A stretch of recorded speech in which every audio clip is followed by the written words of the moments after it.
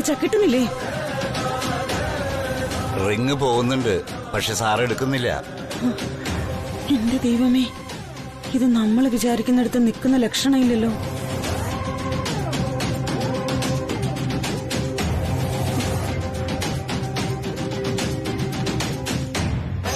എന്റെ കരുക്കുത്തിയമ്മേ, മോളെ ഒരു ആപത്തിലും കൊണ്ടുവന്ന് ചാടിക്കാതെ നേരെ ഇങ്ങോട്ട് എത്തിക്കണേ. അവളാകെ വല്ലാത്തൊരു മാനസികാവസ്ഥയില, പക്വതയില്ലാത്ത പ്രായവും. അവളെ കൊണ്ട് വേണ്ടാത്തൊന്നും ചിന്തിപ്പിക്കല്ലേ. അവളുടെ മനസ്സിൽ ദുഷ്ചിന്തയൊന്നും വരാതിരിക്കാൻ അമ്മയ്ക്ക് ഒരു സ്വർണ്ണപ്പൊട്ടി ഞാൻ നേർച്ചു തരാമേ. അമ്മേ മഹാമായേ, രക്ഷിക്കണേ.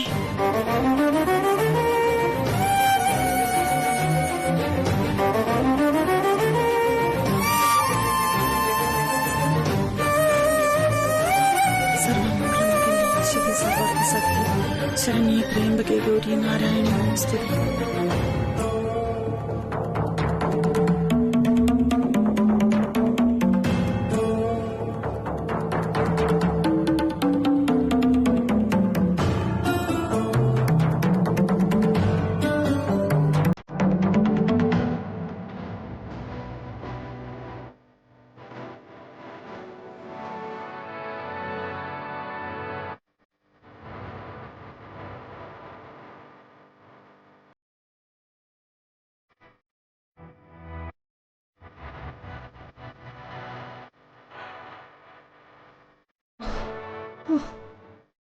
അമ്മേ, ഞാൻ ഇറങ്ങിയാണ്. ഇറങ്ങി? എവിടേക്ക്? അറിയില്ല, പുറത്തിറങ്ങിയിട്ട് തീരുമാനിക്കണം. രവി, നീ എന്തായി പറയുന്നേ? നിനക്ക് എന്തു പറ്റി?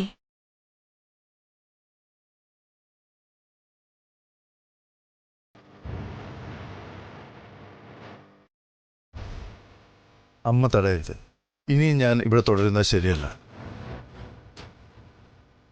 എനിക്ക് പോണം, അതും വെറും കൈയോടെ തന്നെ. ഒരു നിമിഷം പോലും ഞാൻ ഇവിടെ തുടരാൻ പാടില്ല. നീ തീരുമാനിച്ചോ? തീരുമാനിച്ചു. എങ്കിൽ നീ മാത്രമല്ല ഈ വീട് ഉപേക്ഷിച്ചു പോകുന്നത്, ഒപ്പം ഈ അമ്മയും ഉണ്ടാകും, വെറും കൈയോടെ തന്നെ. ഏയ്, അതിൻ്റെ ഒരു ആവശ്യം ഇവിടെ ഇല്ല. ഇത് അമ്മയുടെ വീടാണ്. അമ്മയാണ് ഈ വീടിന്റെ ഗൃഹനാഥ. പക്ഷേ ഞാനിവിടെ ആരുമല്ല. എവിടെ നിന്നോ വന്നു, ഇപ്പൊ ഒന്നുമില്ലാതെ എവിടെ നിന്ന് വന്നോ അങ്ങോട്ടേക്ക് പോകുന്നു. വീടിന് ഗൃഹനാഥ മാത്രം പോരാ, ബന്ധുജനങ്ങളും വേണം. നീ ഇല്ലാത്ത ഈ വീട് എനിക്ക് ശൂന്യമാണ്. തെറ്റ്. അമ്മ അങ്ങനൊന്നും പറയാൻ പാടില്ല. അമ്മയ്ക്കിവിടെ രഘുവുണ്ട്, അനിയത്തിക്കുട്ടിയുണ്ട്, ബാലമ്മയുണ്ട്, പരിചരിക്കാൻ വേറെയുണ്ട് ആൾക്കാരിവിടെ. ഈ വലിയ വീടും അവരെയൊക്കെ ഉപേക്ഷിച്ച് എന്നോടൊപ്പം വരാൻ അമ്മയ്ക്ക് കഴിയില്ല. മാത്രമല്ല, ഞാൻ എങ്ങോട്ടാ പോകുന്നതെന്ന് എനിക്ക് തന്നെ ഇപ്പോഴും അറിയില്ലമ്മേ. ലക്ഷ്യമില്ലാത്തവരുടെ കൂട്ട് അപകടമേ വരുത്തൂ. എന്തപകടം? നീ ഇവിടെ ഇല്ലെങ്കിൽ ഞാനിവിടെ താമസിച്ചിട്ട് അർത്ഥമില്ല രവി. നിന്നെ ഞാൻ പ്രസവിച്ചിട്ടില്ലെന്നേ ഉള്ളൂ. എനിക്കും എന്റെ മകൾക്കും നീയായിരുന്നു സർവസ്വവും.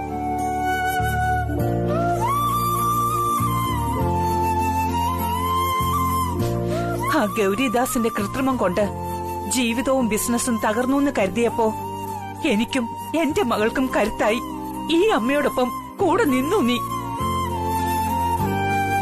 ആ തകർച്ചയിൽ നിന്ന് ഓരോന്നായി കെട്ടിപ്പടുത്തിട്ട് എല്ലാം വിട്ടെറിഞ്ഞു പോകുന്നു പറഞ്ഞ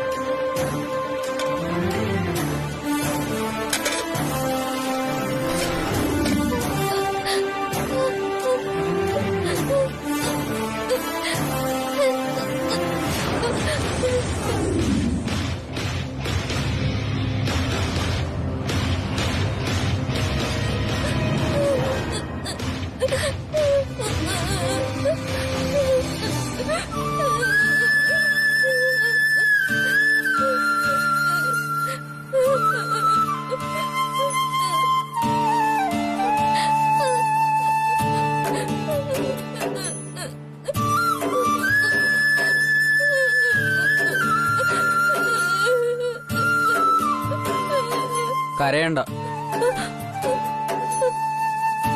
ആ.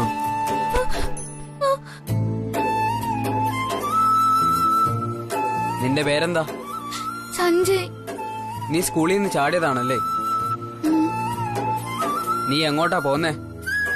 അമ്മയെ കാണാൻ. നിന്റെ വീട് എവിടെയാ? അറിയില്ല, ഞാൻ ബോർഡിങ്ങിലായിരുന്നു.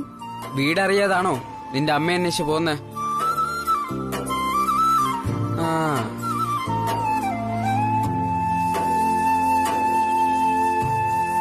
ചേട്ടാ, ആ.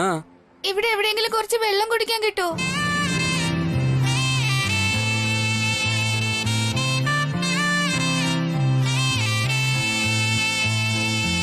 നിനക്കെന്താ വിശക്കുന്നുണ്ടോ?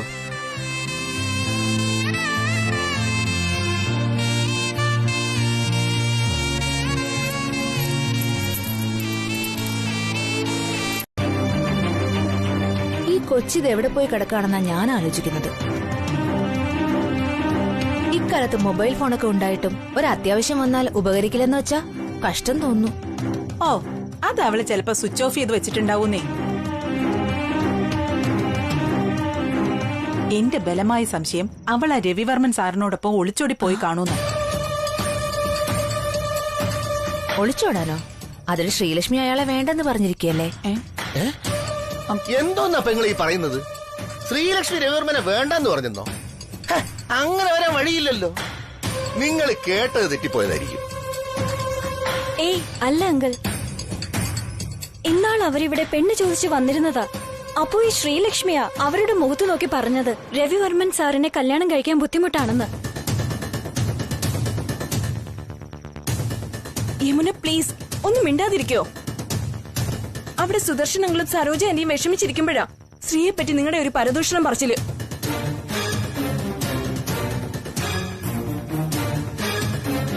അത് കേൾക്കാൻ പെണ്ണുങ്ങളെ കാട്ടി ഉത്സാഹം ചില ആണുങ്ങൾക്കും. നോക്കി പേടിപ്പിക്കേണ്ട, അങ്കിളിനെ തന്നെയാ ഞാൻ ഉദ്ദേശിച്ചത്.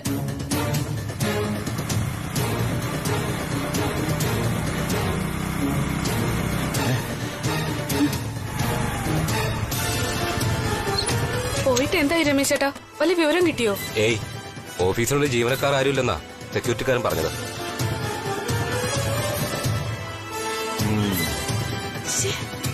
പിന്നെ ഇതിവൾ എവിടെ പോയി? അങ്കിൾ, ശ്രീലക്ഷ്മി പോകാൻ സാധ്യതയുള്ള വേറെ ഏതെങ്കിലും സ്ഥലമുണ്ടോ? മോളങ്ങനെ ഒറ്റയ്ക്കെങ്ങും പോകാറില്ല. വീട് വിട്ട ഓഫീസ്, ഓഫീസ് വിട്ട വീട്, അത്ര തന്നെ. ഏതായാലും ആൾക്കാരെ തിരക്കി ഇറങ്ങിയല്ലോ. എടി പപ്പി, ഇനി വല്ല റെയിൽവേ ട്രാക്കിലും കൂടി ഒന്ന് നോക്കാൻ പറയും. സരോജം, സരോജം, സരോജം വാതിലോർക്ക്, സരോജം വാതിലോർക്കാൻ. ഇനി സത്യം പറയടി, നീ എവിടെയായിരുന്നു ഇത്ര നേരം? നീ എന്താ ഫോൺ എടുക്കാത്തത്? എന്താ നിന്റെ ഉദ്ദേശം? ഞാൻ തെറ്റൊന്നും ചെയ്തിട്ടില്ല. അത് നീയല്ല തീരുമാനിക്കേണ്ടത്, ഞങ്ങളാ. മതി, നീ എന്താ മോളെ ചെയ്യുന്നത്? സത്യം പറ, നീ എവിടെയായിരുന്നു? എന്താ നീ വീട്ടിൽ പറയാതിരുന്നത്? പറയടി, പറയാൻ അങ്ങോട്ട്. എടി പറയേ. അടിക്കരുത് അവളെ. സരോജം, സരോജം അടിക്കരുത് അവളെ.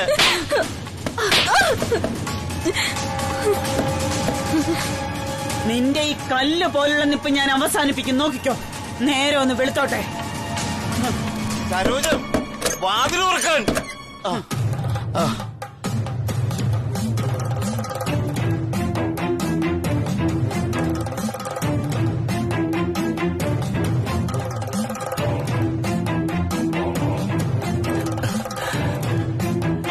സരോജം, നീ എന്തിനാ മോളെ അടിച്ചത്? നിനക്കെന്താ ഭ്രാന്ത് പിടിച്ചോ? ഇങ്ങനെയാണെങ്കിൽ ഭ്രാന്തല്ല, അതിനപ്പുറം പിടിക്കുന്നുള്ള കാര്യം ഉറപ്പാ. അല്ലെങ്കിൽ തന്നെ എന്ത് കണ്ടിട്ടാ നിങ്ങൾ ഈ മോളെ സപ്പോർട്ട് ചെയ്യുന്നത്? വൈകുമെങ്കിൽ ഫോൺ വിളിച്ച് പറയണായിരുന്നു അവള്. അതാ ബോധമുള്ള പെൺകുട്ടികൾ ചെയ്യുന്നത്. മോള് തോന്നിയാസം കാണിക്കുന്നതും പോരാ, അതിന് സപ്പോർട്ട് ചെയ്യാൻ ഒരു അച്ഛനും.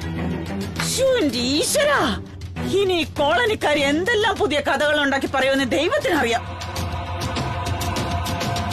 എനിക്കിനി ചത്താ മതി. കൊടുത്തിരിക്കും.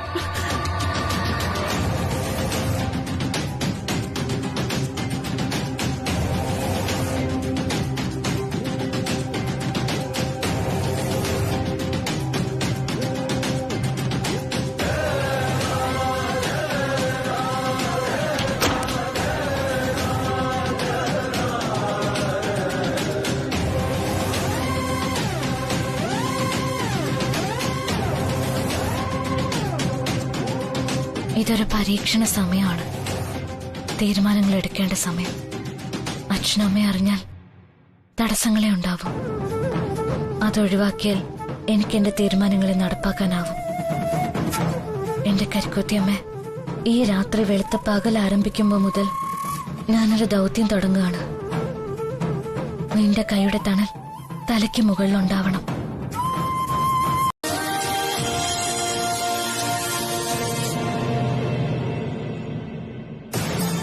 എന്താ കുട്ടിയുടെ ഉദ്ദേശം?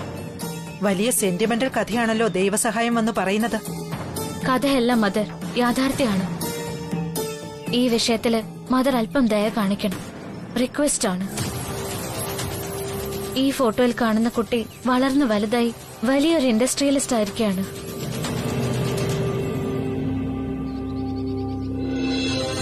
ഞാൻ അദ്ദേഹത്തിന്റെ ഓഫീസ് സ്റ്റാഫാ. PSI ജോലി ചെയ്യുന്നു. He's in the ICU now. ഏത് നിമിഷവും എന്തു വേണോ സംഭവിക്കാവുന്നതാണ് അവസ്ഥ. അപ്പൊ അദ്ദേഹത്തിന്റെ ലാസ്റ്റ് വിഷായിട്ട് പറഞ്ഞതാ സ്വന്തം പാരന്റ്സിനെ കാണണമെന്ന്. ആകെ കയ്യിലുള്ളത് ഈ ഒരു ഗ്രൂപ്പ് ഫോട്ടോയിൽ. അത് വെച്ചൊന്ന് ട്രൈ ചെയ്യാൻ വേണ്ടിയിട്ടാ ഞാൻ ഇത്രയും ദൂരം കഷ്ടപ്പെട്ട് വന്നത്. ഒരു ഹ്യൂമാനിറ്റേറിയൻ കൺസേണിൽ മദർ ദയവ് ചെയ്ത് ഒന്ന് സഹായിക്കണം. പ്ലീസ് മദർ, എനിക്ക് ഈ ഫോട്ടോയിൽ കാണുന്ന കുട്ടിയുടെ അഡ്രസ് ഒന്ന് എടുത്തു തന്നാൽ മാത്രം മതി. ബാക്കിയൊക്കെ ഞാൻ ട്രേസ് ഔട്ട് ചെയ്തോളാം. ഈ കുട്ടിയെ എനിക്ക് നേരിട്ട് അറിയാമായിരുന്നു. പക്ഷേ ഈ കുട്ടിയുടെ പേരൻസിന്റെ ഡീറ്റെയിൽസോ അഡ്രസ്സോ എനിക്ക് ഓർമ്മയില്ല. അതൊരു സിംഗിൾ മദറിന്റെ കുട്ടിയാണെന്നാ എന്റെ ഓർമ്മ. ഇവിടുത്തെ ഹോസ്റ്റലിൽ അവനെ താമസിപ്പിക്കാൻ അവർ നിർബന്ധിക്കുകയായിരുന്നു. He was a brilliant boy. വെറും മിടുക്കനാണെന്ന് പറഞ്ഞാ പോരാ, അസാമാന്യ ബുദ്ധിയുള്ള ഒരു കുട്ടിയായിരുന്നു സഞ്ജയ്. പക്ഷെ ഒരു ദിവസം പെട്ടെന്ന് അവൻ സ്കൂളിൽ നിന്ന് അപ്രത്യക്ഷനായി. ഞങ്ങൾ പോലീസിൽ കംപ്ലൈന്റ് കൊടുത്ത് അന്വേഷണമൊക്കെ നടത്തി. പക്ഷെ ഒന്നും ഫലം കണ്ടില്ല. കാലം വളരെ പഴയതല്ലേ. അന്ന് ഇന്നത്തെ പോലെ ഫോണോ മറ്റു സൗകര്യങ്ങളോ ഒന്നും ഇല്ലായിരുന്നല്ലോ. കുറച്ചു കാലം കഴിഞ്ഞപ്പോ അതങ്ങ് തേഞ്ഞു മാഞ്ഞു പോയി, അത്ര തന്നെ. അപ്പോ ആ സിംഗിൾ മദർ പിന്നെ അന്വേഷിച്ചു വന്നില്ലേ? കുട്ടിക്ക് അവര് സ്ഥിരമായി മണി ഓർഡറും സമ്മാനങ്ങളും ഒക്കെ അയച്ചിരുന്നതാ. സഞ്ജയിനെ കാണാതായതിനു ശേഷം ഞങ്ങൾ അതൊന്നും കൈപ്പറ്റിയിട്ടില്ല. പിന്നെ ഒന്നും വരാതായി. അപ്പോഴും അവന്റെ അമ്മ മാത്രം അന്വേഷിച്ചു വന്നില്ല. അതാണ് വിചിത്രം. പകൽ മുഴുവൻ നീ എവിടെയായിരുന്നു? വിളിച്ചപ്പോ പലപ്പോഴും എൻഗേജ്ഡ് ആയിരുന്നു. 2 പ്രാവശ്യം എടുത്തതുമില്ല. അലച്ചിലായിരുന്നു ഒരാളെ കണ്ടുപിടിക്കാൻ. നമ്മുടെ ശ്രീലക്ഷ്മി മിസ്സിംഗ് ആണ്.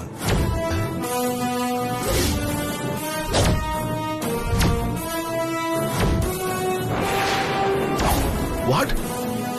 മിസ്സിംഗോ? അതെ. രാവിലെ മുതൽ വീട്ടിലില്ലായിരുന്നു, ഓഫീസിലും വന്നിട്ടില്ല. അവളെ അന്വേഷിച്ച് കണ്ടെത്താമെന്ന് അവളുടെ വീട്ടുകാർക്ക് വാക്കും കൊടുത്തിട്ടാ ഞാൻ വന്നിരിക്കുന്നത്.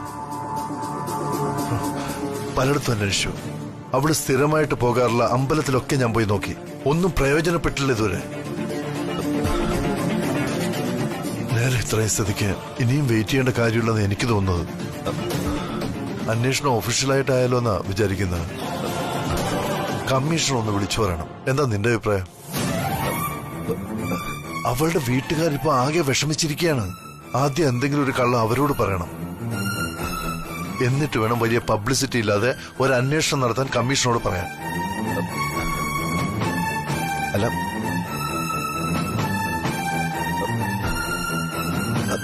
രവി, അത് വേണ്ട രവി. ശ്രീലക്ഷ്മി പോവാൻ സാധ്യതയുള്ള സ്ഥലം തിരുവണ്ണാമലയാണ്.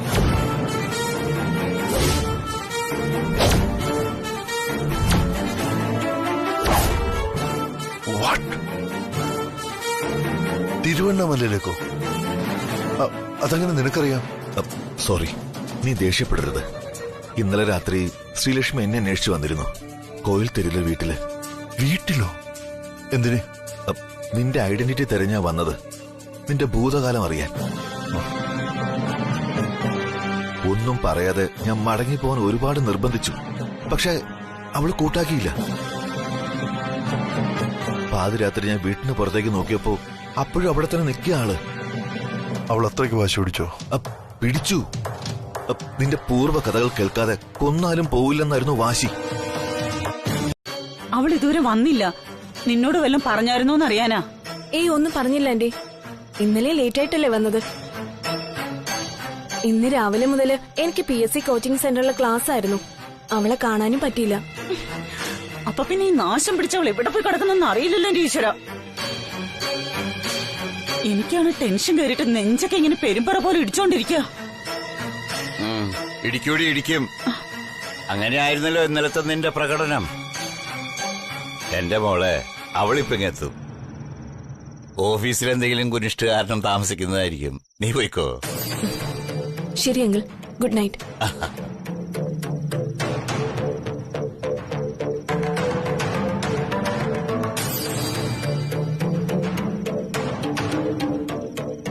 നിങ്ങൾ എന്തിനാ ഇങ്ങനെ കള്ളം പറയുന്നേ? അവൾ ഓഫീസിലായിരുന്നെങ്കിൽ രവി സാർ എപ്പോഴേ വിളിച്ചറിയിച്ചേനെ. എന്നിട്ടും മതി, വിളിച്ചു കൂവണ്ട. നോക്ക്, രവിവർമ്മൻ സാറ് പറഞ്ഞിട്ട് ഇത് ഓർമ്മയുണ്ടല്ലോ. ഇന്നലെ നീ അവള് വന്നില്ല എന്നും പറഞ്ഞ് വലിയ സീനായിരുന്നു. ഇന്നും അതിനാ തുടക്കമെങ്കിൽ നമ്മുടെ മോളെ നാട്ടുകാരുടെ മുമ്പിൽ മോശക്കാരിയാവണത്. അതുകൊണ്ട് സാറ് പറഞ്ഞതുപോലെ ഇതിന് വലിയ പബ്ലിസിറ്റി കൊടുക്കാതെ അകത്തു പോയിരിക്കും. സാറോടൻ വിളിക്കും. അപ്പൊ അറിയാൻ പറ്റും മോളെവിടെയെന്ന്. എനിക്ക് അങ്ങേരെ വിശ്വാസ. ശ്രീലക്ഷ്മി ഇപ്പോ തിരുവണ്ണാമലയില് ഞാൻ പഠിച്ച സ്കൂളിൽ തിരക്കിപ്പോയി കഴിഞ്ഞു എന്നുള്ള കാര്യം ഉറപ്പാണ്. അവളെ കണ്ടുപിടിക്കാനാണ് നമ്മളിപ്പോ ഈ പോകുന്നത്. അല്ല, ഇത്രയും ദൂരം ഒരു പെൺകുട്ടി ഒറ്റയ്ക്ക്? അവള് പോകും.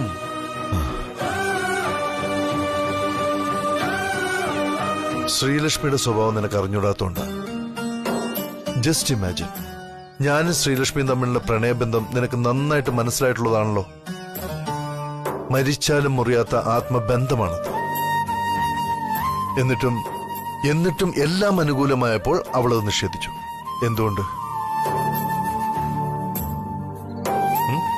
എന്തുകൊണ്ട്?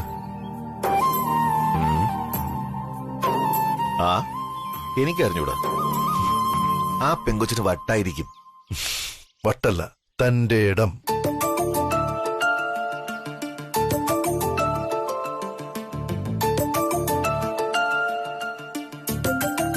ശ്രീലക്ഷ്മി ഞാൻ മനസ്സിലാക്കിയെടുത്തോളം ആത്മാർത്ഥതയുടെ പര്യായമാണെന്ന് പറയാം. എന്റെ പ്രപ്പോസൽ അവൾ അവസാന നിമിഷം നിഷേധിച്ചെങ്കിൽ അവൾ ഈ പ്രണയത്തിൽ നിന്ന് പിന്മാറിയിട്ടല്ല എന്ന് നീ മനസ്സിലാക്കണം.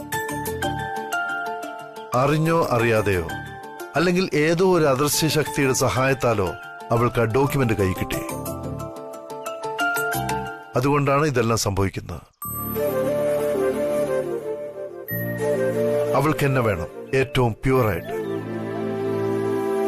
ഈ സ്വർണം വാങ്ങുമ്പോൾ പരിശുദ്ധ സ്വർണം തന്നെ വേണമെന്ന് ചിലർ ശാഠ്യം പിടിക്കാറില്ലേ? അതുപോലെ തന്നെയാണിത്. അത് നീ വിചാരിക്കുന്ന പോലെ ഒരു തെറ്റല്ല, ആപ്റ്റിറ്റ്യൂഡാണ്.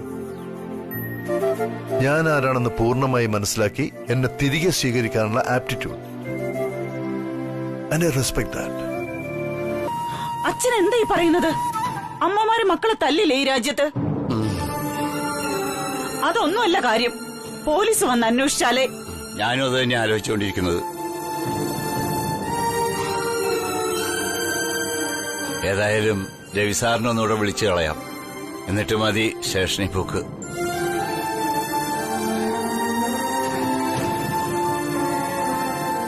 ആരുമില്ല ഇവിടെ? സരോജാമേ, സാറാണല്ലോ. വാ. ഹലോ